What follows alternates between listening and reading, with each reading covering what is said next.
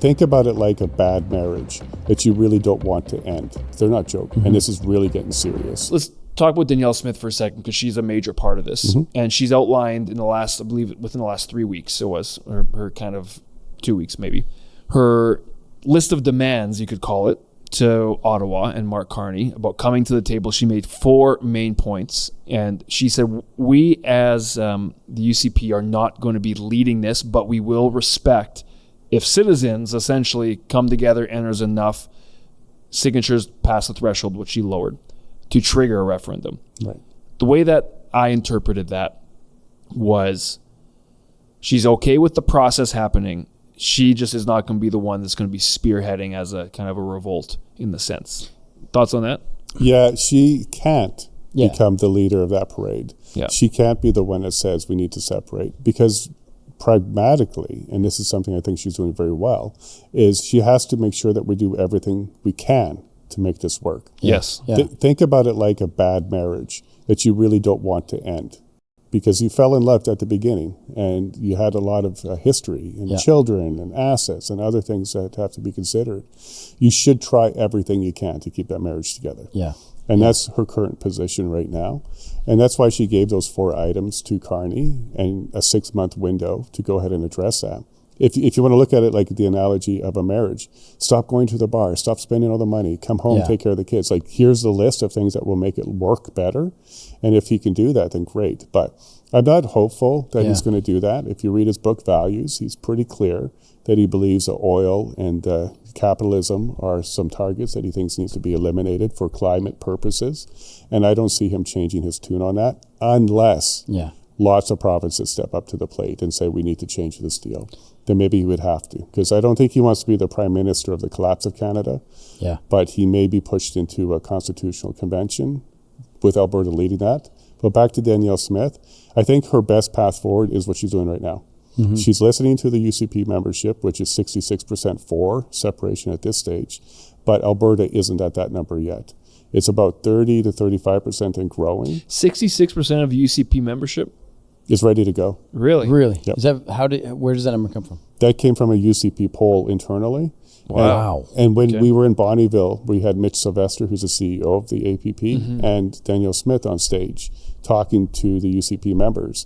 And Mitch posed a question to the group, do you want to leave? And it was clear. Yeah. It was a loud yes. Wow. And Danielle said, well, how about giving them another chance? Like, let's be hopeful and see if we can fix this. Who's with me on that one? She didn't have the support of that room. Interesting. So it's pretty clear that a lot of people have no faith in Carney at this stage. Maybe if it was Pierre, we might be in a different situation at this stage, but definitely they don't have faith in Carney, and that's pretty clear with the UCP membership. Wow. So it's moving full steam ahead, walking down the path of referendum. Danielle Smith said 2026, if enough signatures. Well, Could it happen earlier? She's talked about a different referendum. So she's not going to come forward with a referendum on secession from Canada. She's clear about that. That needs to be a citizens' initiative. Yeah. And right now the APP, if Bill 54 passes, which is the bill that changes the level, we already have the numbers. We need 177,000. We're over 200,000 right now. Okay, so sorry, hold the thought. Yeah. Walk us what happens at that point. Like so Bill 54 passes, you automatically present signatures with the names and addresses or whatever you need for the people that want this. What happens next? Well, the first step is to let Elections Alberta know that this petition is going forward. Yep. Then we have to collect the required signatures within a period of time. So it used to be 90 days. So if Bill 54 passes, it'll be 120 days to collect those signatures. Yep. Then they get verified by Elections Alberta to make sure that they're real people. Yep. They're on the elections roll. Albertans. Yes, exactly. Yeah, I believe. Not dead.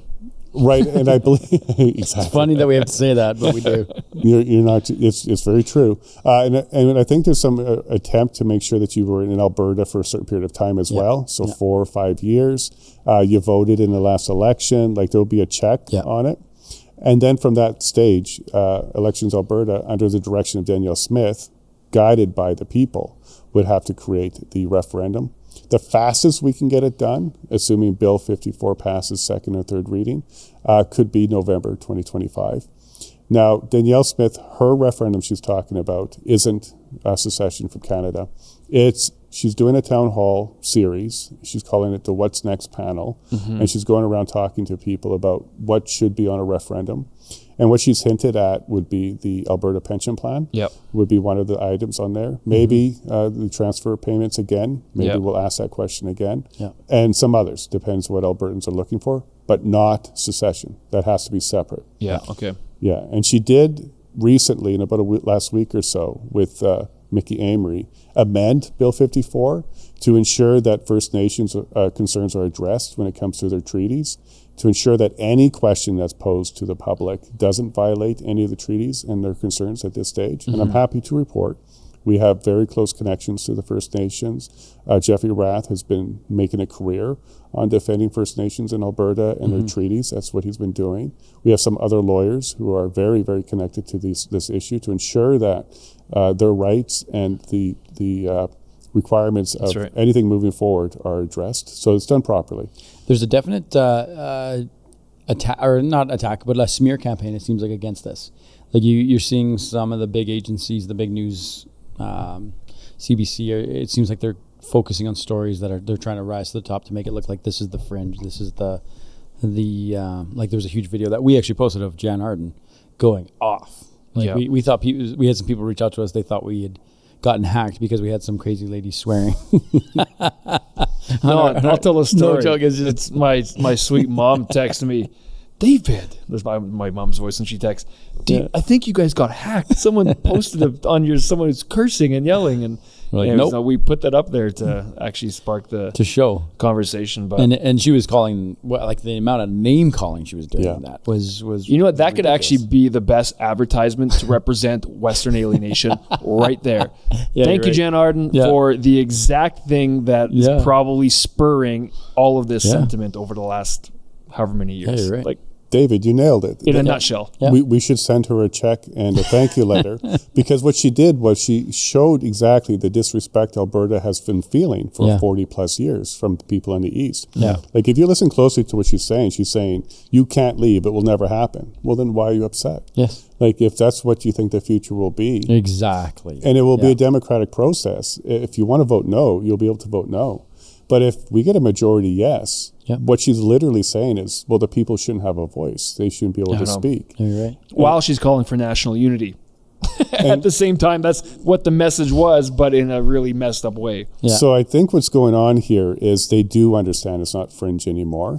And they do understand the consequences. If this does end up with Alberta leaving Canada, that will likely leave Canada in a third world state. Because the Canadian dollar will tank. A tremendous amount of the Canadian value is on Alberta oil.